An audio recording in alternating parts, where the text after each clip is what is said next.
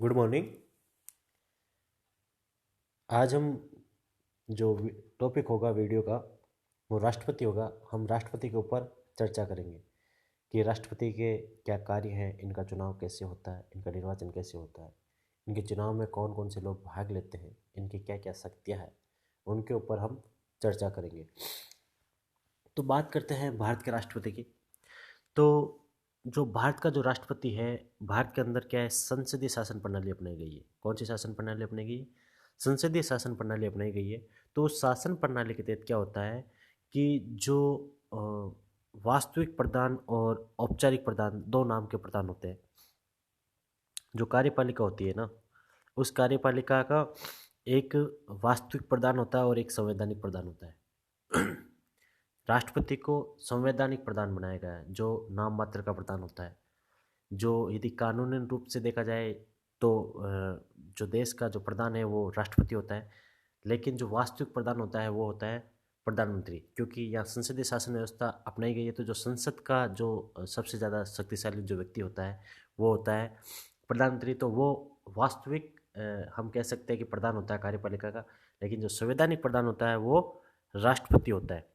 जो केंद्र की जो संघीय कार्यपालिका बनती है, उस संघीय कार्यपालिका में राष्ट्रपति को, उपराष्ट्रपति को, महान्यायवादी को और प्रधानमंत्री व मंत्रिपरिषद को शामिल किया जाता है। इसकी देख सकते हैं कि 5 जो संगठन है, या 4 कह सकते हैं, 5 तो क्योंकि प्रधानमंत्री खुद होता है, वो मंत्रिपरिषद का सदस्य ही होता है। जो 4 संगठन हैं वो उसमें शामिल होते हैं संघीय कार्यपालिका में: राष्ट्रपति, उपराष्ट्रपति, प्रधानमंत्री व मंत्रिपरिषद और महान्यायवादी। जो राष्ट्रपति होता है वो कार्यपालिका का क्या होता है, संवैधानिक प्रमुख होता है, या जिसको हम कह सकते हैं औपचारिक मात्र या नाम मात्र का प्रमुख होता है। वास्तविक प्रमुख कौन होता है? प्रधानमंत्री होता है। भारत का जो संविधान है उसके तहत ये प्रावधान किया गया है कि जो राष्ट्रपति है वो प्रधानमंत्री की नियुक्ति करता है, और जो अन्य मंत्री होते हैं, प्रधानमंत्री के अलावा जो अन्य मंत्री होते हैं, उन मंत्रियों की नियुक्ति वो प्रधानमंत्री के परामर्श से करता है। जो प्रधानमंत्री जो नाम सुझाता है उनकी नियुक्ति राष्ट्रपति करता है। अब जो भारत का जो राष्ट्रपति है, हम जब भारत की बात करते हैं तो भारत को गणतंत्रात्मक लोकतंत्र कहते हैं। तंत्रात्मक इसलिए कहते हैं, लोकतंत्र की भी हम देख सकते हैं कि दो प्रक्रिया होती है, एक राजतंत्रात्मक लोकतंत्र और एक गणतंत्रात्मक लोकतंत्र, या गणराज्य बोल सकते हैं। जहाँ जो शासन का प्रमुख होता है, जैसे शासन का प्रमुख अपना कौन है, राष्ट्रपति है। जहाँ शासन का प्रमुख जनता द्वारा चुना जाता है, चाहे प्रत्यक्ष हो या अप्रत्यक्ष हो, जनता द्वारा चुना जाता है, तो वो कैसा तंत्र कहलाता है? लोकतंत्र में गणराज्य कहलाता है, या गणतंत्रात्मक कहलाता है। क्या कहलाता है? गणराज्य कहलाता है। भारत क्या है? एक गणराज्य है। क्यों? क्योंकि जो यहाँ का जो प्रमुख है, जो देश का प्रमुख है, वो कहाँ से चुना जा रहा है? जनता के द्वारा चुना जा रहा है। प्रत्यक्ष या अप्रत्यक्ष रूप से वो जनता के द्वारा, जनता के माध्यम से चुना जा रहा है। इसलिए भारत कैसा राष्ट्र कहलाता है? गणराज्य कहलाता है। जबकि जो ब्रिटेन वगैरह है, वहाँ क्या है कि जो शासन का जो प्रमुख है वो वंशानुगत है। वंशानुगत मतलब कि जो वहाँ का राजा है या रानी है, वो उनकी जो पीढ़ी दर पीढ़ी जो चली आ रही है, वो वहाँ का जो देश का प्रमुख है वो कहलाता है। ठीक है। तो इस प्रकार की जब शासन व्यवस्था होती है तो वो राजतंत्रात्मक लोकतंत्र कहलाता है, कि वहाँ राजतंत्र है और उस राजतंत्र को लोकतंत्र का रूप प्रदान किया गया है। राजतंत्र जो शासन का प्रमुख है वो नाम मात्र का है, लेकिन है कैसा? राजतंत्र के माध्यम से चुना जा रहा है, वंशानुगत रूप से चुना जा रहा है, तो उसको राजतंत्रात्मक लोकतंत्र कहते हैं। जबकि जो भारत जैसे राज्य होते हैं, जहाँ देश के प्रमुख को प्रत्यक्ष या अप्रत्यक्ष रूप से जनता के द्वारा चुना जाता है, वो गणतंत्रात्मक लोकतंत्र कहलाता है। तो भारत का जो राष्ट्रपति है वो गणतंत्र का सबसे प्रमुख व्यक्ति है, वो प्रथम नागरिक है। ठीक है। अब जो भारत के जो राष्ट्रपति है, इनके योग्यता क्या क्या है, कि एक राष्ट्रपति बनने के लिए क्या क्या योग्यता की आवश्यकता होती है, उसके ऊपर चर्चा कर लेते हैं। जो संविधान का अनुच्छेद 58 है, उसके अनुसार इनकी योग्यता बताई गई है। क्योंकि जो हर बात होगी राष्ट्रपति के ऊपर, वो संविधान में कहीं ना कहीं किसी न किसी अनुच्छेद में उसका वर्णन जरूर होता है। तो योग्यता की बात हम जब करते हैं तो अनुच्छेद 58 के तहत राष्ट्रपति की योग्यता बताई गई कि क्या क्या योग्यता होनी चाहिए राष्ट्रपति बनने के लिए। जो उसकी प्रथम योग्यता है वो है वो भारत का नागरिक हो, सबसे आवश्यक चीज़ है कि कम से कम वो भारत का नागरिक होना चाहिए। दूसरी जो शर्त है वो है कि वो 35 वर्ष की आयु पूर्ण कर चुका हो, कम से कम 35 वर्ष का होना चाहिए, 35 या 35 वर्ष से ज़्यादा होना चाहिए, 35 से कम वाला नहीं चलेगा।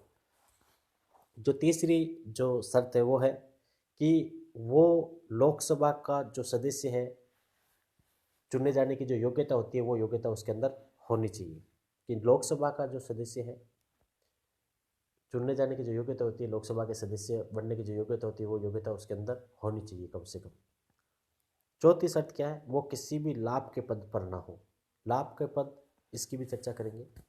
लाभ का पद ऐसा पद होता है जो हम क्या है कि कानूनी रूप से कुछ पदों को शामिल करते हैं। यदि उन पदों में से कोई पद है तो वो राष्ट्रपति नहीं बन सकता है। यानी कि राष्ट्रपति बनने के लिए 4 योग्यता है कि कम से कम वो भारत का नागरिक होना चाहिए, 35 वर्ष की आयु पूर्ण कर चुका हो, वो लोकसभा का सदस्य बनने की योग्यता रखता हो और वो किसी भी लाभ के पद पर ना हो। ये इसकी योग्यता है।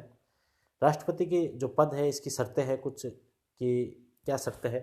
शर्तों में कहीं ना कहीं योग्यता वाली बात ये कि जब राष्ट्रपति बनता है, अनुच्छेद 59 के तहत चर्चा करते हैं, तो राष्ट्रपति जो व्यक्ति बनता है वो संसद के किसी भी सदन का सदस्य नहीं होना चाहिए, या राज्य के विधान मंडल होते हैं उनका किसी भी विधानमंडल का सदस्य नहीं होना चाहिए, और कोई भी अन्य लाभ का पद नहीं होना चाहिए। ये उसकी कुछ शर्तें हैं जो उसके साथ जुड़ी होती है। इसका निर्वाचक मंडल की बात करते हैं कि राष्ट्रपति को कौन से व्यक्ति चुनते हैं, जो उसके निर्वाचन में कौन कौन व्यक्ति शामिल होते हैं उसके ऊपर चर्चा कर रहे हैं। अनुच्छेद जो 54 है, 54 है, वो बताता है कि इसके निर्वाचक मंडल में कौन कौन से लोग शामिल होते हैं। पहले जो शामिल होते हैं वो है संसद के सदस्य। संसद के सदस्य, इसमें एक शब्द स्पेशल आप जोड़ लेना कि निर्वाचित सदस्य। संसद के कौन से सदस्य? निर्वाचित सदस्य ही राष्ट्रपति के लिए वोटिंग करते हैं। जो मनोनीत सदस्य होते हैं वो वोटिंग नहीं करते। जो सदस्य निर्वाचित होते हैं वो ही राष्ट्रपति के लिए वोटिंग करते हैं। संसद के निर्वाचित सदस्य, संसद में दोनों सदन आते हैं, लोकसभा और राज्यसभा, यानी कि लोकसभा और राज्यसभा के जो निर्वाचित सदस्य वो शामिल होते हैं। पहला कौन हो गया? संसद के निर्वाचित सदस्य। दूसरा होता है विधान मंडल, या कह सकते हैं हम सीधा विधानसभा के निर्वाचित सदस्य। विधानसभा के निर्वाचित सदस्य, जो राज्य है उनकी विधानसभा के निर्वाचित सदस्य, वो भी निर्वाचित ही होने चाहिए, मनोनीत सदस्य इसमें शामिल नहीं होता। तीसरा है जो आपके 70वें संविधान संशोधन द्वारा शामिल किया गया 1992 के द्वारा, केंद्र शासित प्रदेश है 2, दिल्ली और पांडिचेरी। इनकी जो विधानसभा के जो निर्वाचित सदस्य होते हैं वो भी इसमें शामिल होते हैं। तो सीधा सीधा है कि जो इसका निर्वाचक मंडल होता है उसमें कौन कौन शामिल होते हैं? संसद के निर्वाचित सदस्य। एक जो की पॉइंट है, एक जो की बिंदु है वो क्या है? निर्वाचित सदस्य होने चाहिए कम से कम। ये आप रट भी सकते हो या समझ सकते हो कि सीधा सीधा एक जो पॉइंट है, एक की पॉइंट है, वो तो ये है कि सदस्य कोई भी हो, चाहे संसद का हो, चाहे विधानसभा का हो, चाहे केंद्र शासित जो प्रदेश है इनकी विधानसभा का हो, होना कैसा चाहिए? निर्वाचित सदस्य होना चाहिए। तो 3 जो संस्था है उनके व्यक्तियों को हम शामिल कर रहे हैं। एक तो संसद के जो सदस्य हैं उनको शामिल कर रहे हैं, संसद के निर्वाचित सदस्य, जो राज्य की विधानसभाएं हैं उनके निर्वाचित सदस्य, और जो आपके केंद्र शासित प्रदेश है उनके विधानसभा के निर्वाचित सदस्य, इनको शामिल करते हैं। ये जो व्यक्ति होते हैं ये इसके लिए वोटिंग करते हैं राष्ट्रपति के लिए। आम नागरिक इसके लिए वोट नहीं करता। अब इसके अंदर एक चीज़ और, कई बार आपको कंफ्यूज करने के लिए डाल देते हैं कि विधान परिषद के सदस्य इसमें शामिल होते हैं या नहीं होते। तो सीधा है कि विधान परिषद के सदस्य इसमें शामिल नहीं होते हैं, विधानसभा के सदस्य शामिल होते हैं, विधान परिषद के सदस्य इसमें शामिल नहीं होते। इसके निर्वाचन की प्रक्रिया के ऊपर चर्चा करते हैं कि इसके जो निर्वाचन होता है वो कैसे होता है, इसके निर्वाचन की क्या पद्धति है। तो पहली बात, जो ईवीएम आप वोट करते हो वो वोटिंग मशीन इनके लिए प्रयोग नहीं की जाती। ईवीएम का प्रयोग इनके निर्वाचन में नहीं किया जाता। और राष्ट्रपति के निर्वाचन में इनके जो राष्ट्रपति जो खड़ा होता है उसके लिए कोई चुनाव चिन्ह भी नहीं होता। ये नहीं कि वो कांग्रेस के प्रत्याशी के रूप में लड़ेगा या भाजपा के प्रत्याशी के रूप में लड़ेगा या किसी अन्य दल के प्रत्याशी के रूप में लड़ेगा, उनके लिए कोई भी चिन्ह नहीं होता। दो चीज़ें याद रखो, एक तो ईवीएम मशीन का प्रयोग नहीं किया जाता, दूसरा इनके लिए कोई भी चुनाव चिन्ह का प्रयोग नहीं किया जाता। और जब ये चुनाव लड़ रहे होते हैं तो ये किसी दल का प्रतिनिधित्व नहीं करते हैं, ये भारत का प्रतिनिधित्व करते हैं। जो इनके चुनाव के लिए जो प्रक्रिया अपनाई जाती है उसमें जो वोटिंग करने की जो प्रक्रिया है वो हमने बता दी कि आपको ईवीएम मशीन का प्रयोग नहीं किया जाता। और जो इनका चुनाव का जो पद्धति है उसके बारे में बात करें तो जो इनकी वोटिंग की जो पद्धति है, निर्वाचन की जो पद्धति है, वो है अनुपातिक प्रतिनिधित्व की प्रणाली। अनुपातिक प्रतिनिधित्व प्रणाली के द्वारा इनका चुनाव होता है। अनुपातिक प्रतिनिधित्व प्रणाली के अंदर भी एक और प्रणाली है, एकल संक्रमणीय मत पद्धति। तो हम कह सकते हैं कि अनुपातिक प्रतिनिधित्व प्रणाली की एकल संक्रमणीय मत पद्धति के द्वारा इनकी वोटिंग होती है। ये पद्धति क्या होती है? इस पद्धति के अंदर ये होता है कि जो राष्ट्रपति के लिए जो वोटिंग होती है तो उसमें वरीयता क्रम दिया जाता है। जो वोटर है, जो जैसे सांसद है या विधानसभा सदस्य है, ये जब वोटिंग करने आते हैं तो इनको क्रम वरीयता देनी पड़ती है कि राष्ट्रपति के जैसे 4 प्रत्याशी खड़े हैं तो वो उनको क्रम देना पड़ता है कि वो सबसे ज़्यादा पसंद किसको करते हैं। जैसे ए व्यक्ति को सबसे ज़्यादा पसंद करते हैं तो उसके सामने टिक लगाएंगे 1, और जो सी व्यक्ति को पसंद करता है वो सी के सामने लगाएगा 1। तो ऐसे उनको क्या है कि जो चारों व्यक्ति हैं उनको क्रम देना पड़ता है कि उनकी पहली क्रम कौन सी है, सेकंड क्रम कौन सी है, थर्ड क्रम कौन सी है। तो जब वोटिंग करते हैं तो वो एक स्लिप के माध्यम से करते हैं, वो स्लिप के ऊपर वो अपना क्रम देते हैं, वरीयता क्रम निर्धारित करते हैं। जो इनके शामिल होते हैं निर्वाचक प्रक्रिया में, जो जो राज्य से जो विधायक होते हैं वो उनके जो मत होता है उसका मूल्य भी निकालने की एक प्रक्रिया है।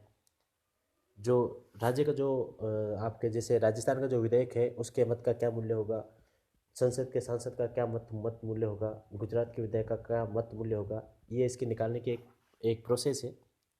तो पहले हम बात करते हैं राज्य के जो विधायक होते हैं उसके मत का मूल्य कैसे ज्ञात किया जाता है। तो उसका जो मत का मूल्य ज्ञात करने का फॉर्मूला है सीधा सीधा कि जो राज्य की कुल जनसंख्या है, राज्य की कुल जनसंख्या है उसके अंदर जो वहाँ से निर्वाचित सदस्य हैं राज्य से, उनका भाग दिया जाता है। और जो भाग देने के बाद जो संख्या आपको प्राप्त होती है उसको फिर 1000 से फिर भाग दिया जाता है।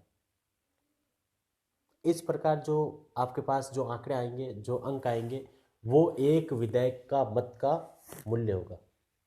समझ में आ रहा है आपको कि राज्य के जो विधायक है इनका मत का मूल्य निकालने के लिए आप क्या करते हो?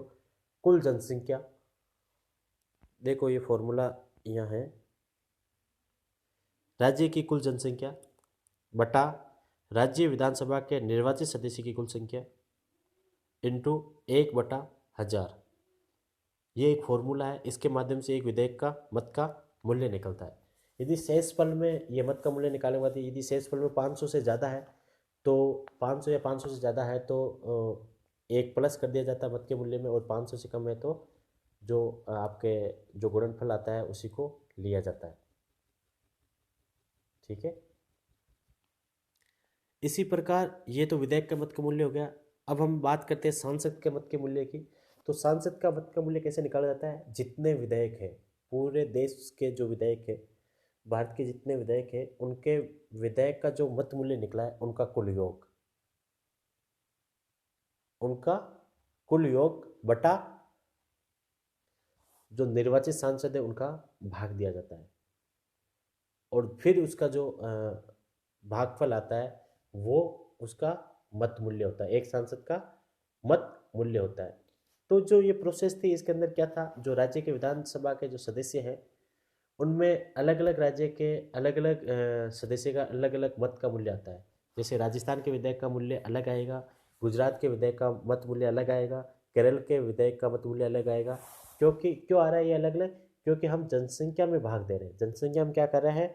डिवाइड करने का काम क्या कर रहे हैं हम, जनसंख्या में कर रहे हैं। जिस राज्य की जनसंख्या ज़्यादा होगी, जिस अनुपात में ज़्यादा होगी, उस अनुपात में उसके विधेयक का जो मूल्य होगा वो भी बढ़ेगा।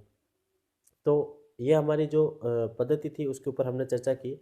अब अगला जो वीडियो होगा उसके अंदर हम जो इसकी मतदान की जो प्रक्रिया है और मतों की गिनती कैसे की जाती है उसके ऊपर चर्चा करेंगे, और एक राष्ट्रपति बनने के लिए कम से कम कितने मत प्राप्त होने चाहिए उसको, उसके ऊपर चर्चा करेंगे।